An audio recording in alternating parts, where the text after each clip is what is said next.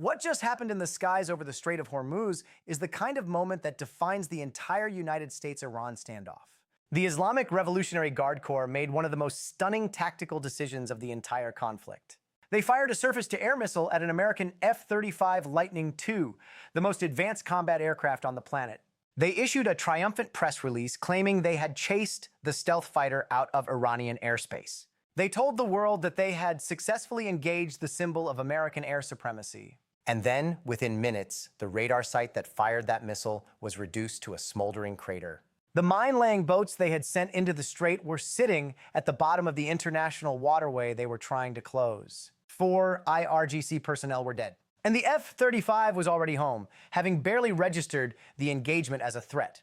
Tonight, we reveal exactly what happened during this 48-hour military exchange, what it tells us about Iran's remaining military capabilities, and why this single incident could reshape the entire diplomatic endgame of the conflict. Stay with us, because what you are about to learn will absolutely stun you. Let me lay out exactly what happened, because the operational reality of this incident is far more revealing than the headlines suggest. On May 25, 2026, in the waters around the Strait of Hormuz, a brief but intense military exchange took place between the United States and Iran that has been confirmed by multiple sources, including Air and Space Forces magazine, CNN, the Jerusalem Post, and Iran's own state media.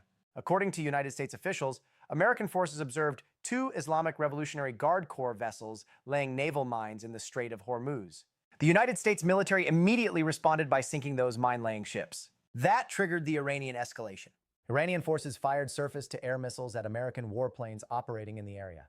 The United States military responded in turn by attacking Iranian missile launchers near Bandar Abbas in southern Iran. Then came the Iranian claims.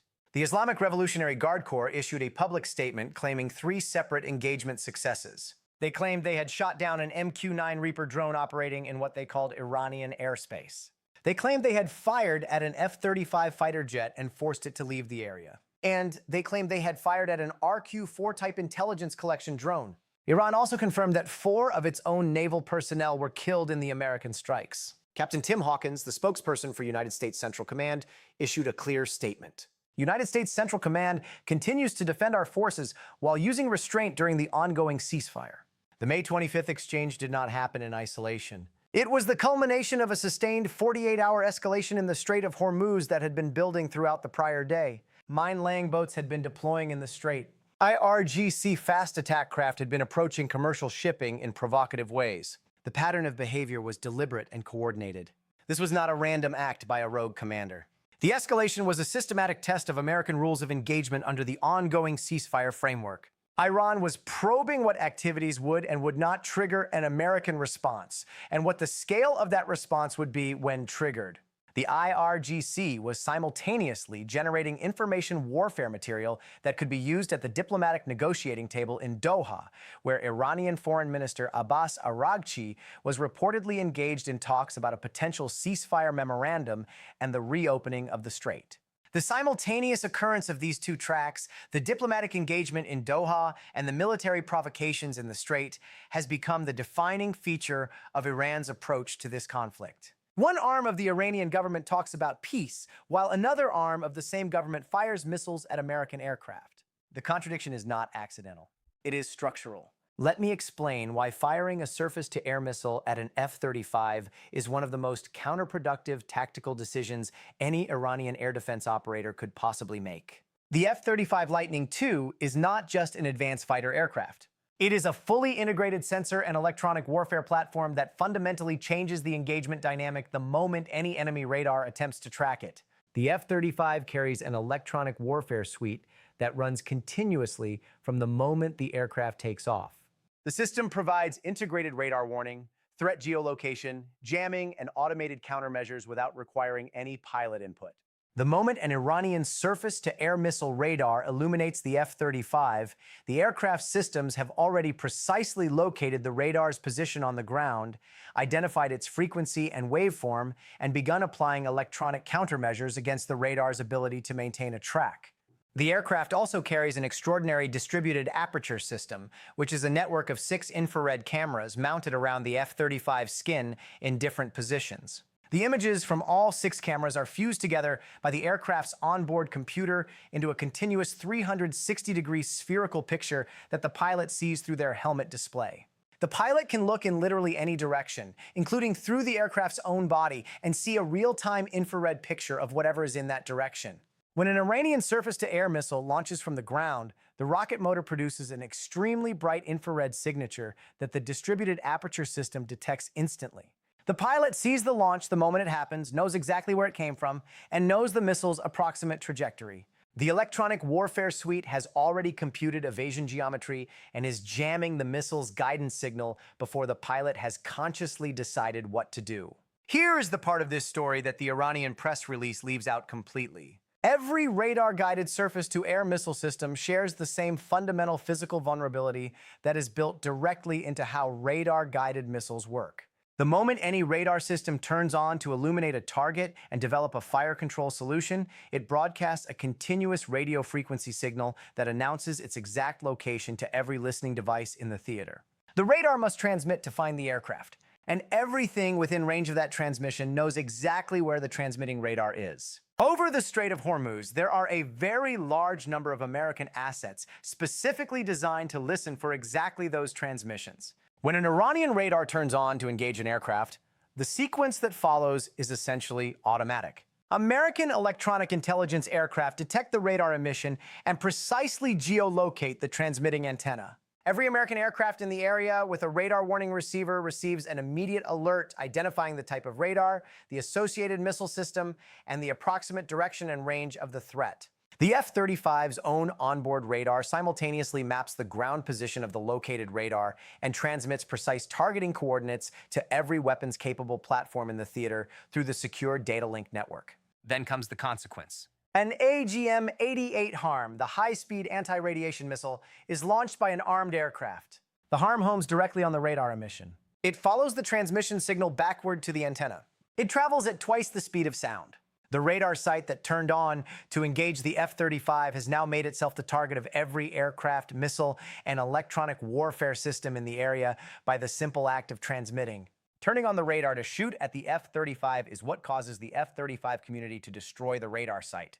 The physics of this engagement are as unavoidable as gravity itself. The IRGC press release describes the F-35's departure from the engagement area as the aircraft running away in fear. The operational reality is completely different. The F-35 does not flee from a surface-to-air missile in the sense of being surprised and panicked.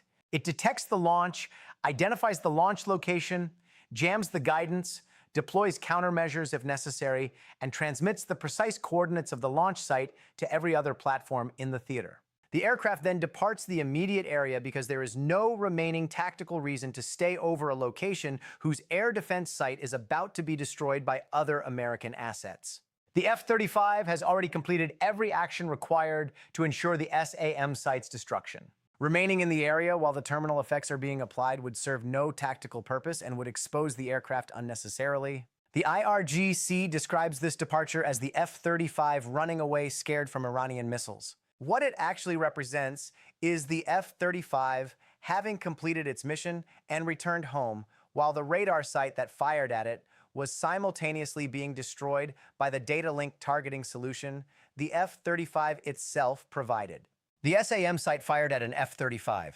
The SAM site was destroyed. The F-35 went home. The IRGC issued a press release claiming a victory. To understand the broader picture of what Iran actually has available to engage American aircraft, you need to understand Iran's current air defense inventory. The most capable system in Iran's arsenal is the Russian-made S-300, which Russia supplied to Iran despite years of international pressure against doing so. The S-300 is a serious long-range surface-to-air missile system capable of engaging aircraft at high altitudes. Below that sits the Bavar 373, which is Iran's domestically produced system that Tehran describes as the homegrown answer to the S-300. It features a phased array radar, indigenous interceptors, and Iran claims an engagement range exceeding 100 miles. Iran has also unveiled the Bavar 373B2, an upgraded version with improved launchers and extended range detection capability. Below those systems sit the Khordad 15 for medium-range engagements and the Tor M1 for short-range point defense. On paper, this looks like a serious layered air defense capability with multiple systems at different ranges covering different altitudes and engagement geometries. In practice, every single one of these systems shares the same fatal physical vulnerability. They all transmit when they engage. They all reveal their location the moment they activate. And they all become high-priority targets for American electronic warfare and anti-radiation missile systems the moment they turn on.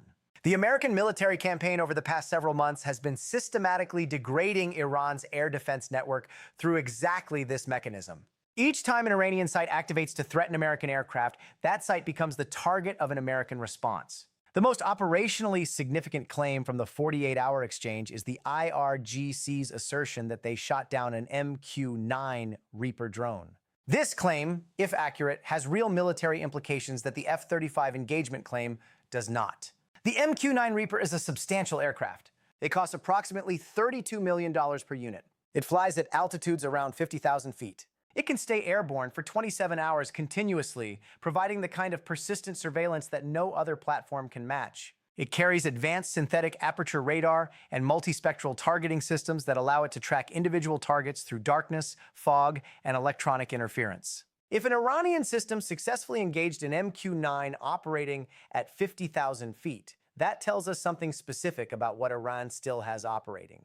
Man-portable air defense systems, the shoulder-fired missiles that IRGC fast attack boat crews carry, have an effective ceiling of approximately 15,000 feet. A drone at 50,000 feet is more than 3 times higher than the range of these portable systems. Shooting down an MQ-9 at high altitude requires a radar-guided surface-to-air missile system with the altitude capability and fire control sophistication to track a small target at high altitude. If the MQ-9 shootdown is genuine, rather than a claim about a drone that experienced a technical failure and crashed independently, it means Iran retains at least one functional radar-guided SAM system with sufficient altitude capability for high-altitude engagements. This is operationally significant because the American operational framework has been built on the assumption of near-complete Iranian air defense elimination. A surviving high-altitude SAM system represents a residual threat to the surveillance architecture that the entire blockade enforcement depends on. This explains why CENTCOM's decision to destroy the Bandar Abbas SAM sites after the engagement was not just self-defense in the immediate tactical sense. It was the elimination of a capability that, if left intact, would continue threatening the persistent American surveillance assets operating over the strait. The most revealing aspect of this entire exchange is what it tells us about the structural condition of the Iranian government. While the military side of the Iranian state was conducting these provocations in the strait, the diplomatic side was simultaneously engaged in negotiations in Doha aimed at finalizing a ceasefire framework. Foreign Minister IRGC was at the table discussing the terms of a potential memorandum. Reports indicated that $24 billion in frozen Iranian assets could potentially be released if Tehran and Washington reached agreement. These two tracks of the Iranian government are not coordinated with each other. The diplomatic apparatus is trying to close a deal that could provide economic relief and de-escalate the conflict. The IRGC military apparatus is conducting mine-laying operations and firing surface-to-air missiles at American aircraft. Both tracks are running simultaneously without apparent coordination or deconfliction. This is the structural feature of the Islamic Republic of Iran. The IRGC answers directly to the supreme leader, not to the civilian government. The foreign ministry answers to the civilian government. When the supreme leader is not actively coordinating between these two institutions in real time, they pursue independent operational logic based on their own institutional interests. The foreign ministry concludes that the diplomatic track is the only way to secure economic relief before the blockade's economic pressure forces a worse outcome. The IRGC concludes that defending its remaining military assets and demonstrating continued capability matters more than diplomatic outcomes that may not actually deliver on promises. Both conclusions are rational from the perspective of each institution. Neither institution can override the other. The IRGC's press release about the F-35 engagement serves a specific information warfare purpose that deserves direct analysis. The narrative that Iran successfully engaged America's most advanced stealth fighter serves Iran's diplomatic interests by suggesting that Iran has more military leverage than its actual battlefield situation reflects. This is precisely why the press release exists. The destroyed Reaper drone and the SAM site that fired at the F-35 before being destroyed are not actually indicators of Iranian military strength. They are the last operational outputs of an air defense system that has been substantially degraded by months of American military operations. Iran's navy is at approximately 40% of its pre-conflict capacity. Its defense industrial base has been heavily damaged. Its underground missile facilities have been targeted by American precision strikes. Its IRGC has been fighting on multiple fronts simultaneously. And yet the information environment includes serious analysis of whether Iran successfully engaged in F-35. This is not journalism analyzing military reality. This is Iranian information management producing a narrative of continued military relevance that the physical facts of the conflict do not support. The press release is the IRGC's most dangerous remaining weapon because it shapes the political environment in which the diplomatic negotiations are taking place. The mine-laying and SAM provocations are not random acts of defiance. They are designed to achieve specific outcomes in the diplomatic process by changing the political environment around the deal. The IRGC's strategy operates on dual-purpose logic. Every SAM launch is designed to produce one of two outcomes. If it successfully shoots down an American aircraft, Iran has a massive propaganda victory that can be used to claim American forces are not invincible and that the deal is being negotiated from a position of greater Iranian strength than the battlefield picture suggests. If the launch triggers an American military response, Iran can describe that response as American aggression and a ceasefire violation at the negotiating table in Doha, putting political pressure on American negotiators to accept weaker terms in exchange for preventing further escalation. Every mine-laying operation serves the same dual-purpose logic. If the mines cause damage to commercial shipping, Iran demonstrates it retains leverage over the strait regardless of the blockade. If the mine-laying triggers American strikes, those strikes become diplomatic ammunition at the negotiating table. The problem with this strategy is that it has not been producing the outcomes it was designed to produce. American negotiators have not accepted weaker terms because of mine-laying operations that CENTCOM responds to by destroying both the boats and the supporting SAM sites. The information war narrative of Iranian military resilience is being constrained by the physical reality of destroyed sites and sunken vessels that satellite imagery and official statements confirm. Even as these military exchanges have unfolded, the diplomatic process has continued. Iranian officials in Doha have reportedly indicated that talks were generally positive. Negotiating parties are working to iron out key sticking points in a proposed memorandum to halt the violence that began with the U.S.-Israeli strikes in late February 2026. A senior U.S. administration official has indicated that the unfreezing of Iranian assets will occur only once the Strait of Hormuz has been reopened. This sequencing is critical. The United States' position is that economic relief follows operational deliverables. The strait must reopen first. The mines must be cleared. The naval threats must end. Only then do the frozen assets get released. This is the no movement, no money framework that American negotiators have been articulating throughout the talks. Iran's military provocations during the negotiating period are an attempt to alter this sequencing. By demonstrating that the IRGC retains the ability to threaten the strait even during the ceasefire, Iran is trying to extract economic concessions before fully delivering on the operational requirements. The American response, destroying every threatening Iranian asset that emerges, is designed to enforce the sequencing by demonstrating that provocations will not produce diplomatic concessions. Here is the complete picture of where this stands. 4 IRGC personnel are dead. Multiple mine-laying boats have been sunk. Iranian SAM sites have been destroyed in the Bandar Abbas region. The IRGC has claimed 1 MQ-9 Reaper shootdown, an F-35 engagement, and an RQ-4 type drone engagement. Explosions have been reported across multiple locations in southern Iran simultaneously, indicating coordinated American strike packages rather than isolated responses. The mathematics of this exchange are devastatingly clear. Every Iranian provocation has triggered an American response that has eliminated more Iranian military capability. The IRGC's press releases describing victorious engagements with American aircraft cannot disguise the physical reality that the sites conducting those engagements have been destroyed. The mine-laying operations have not closed the strait. They have populated the seabed with sunken IRGC vessels and the bodies of the personnel who manned them. The press release about chasing the F-35 away reads like a Yelp review where the reviewer gives 5 stars because they fired a missile at a jet, the jet left the area, and they are calling that a victory without mentioning that the radar site that fired the missile was destroyed within minutes of the engagement. The mine-laying boats that were going to close the Strait of Hormuz are now providing habitat for Persian Gulf marine life at the bottom of the international waterway they were trying to control. The bottom line is this. On May 25, 2026, the Islamic Revolutionary Guard Corps fired a surface-to-air missile at an American F-35 Lightning II. They claimed victory.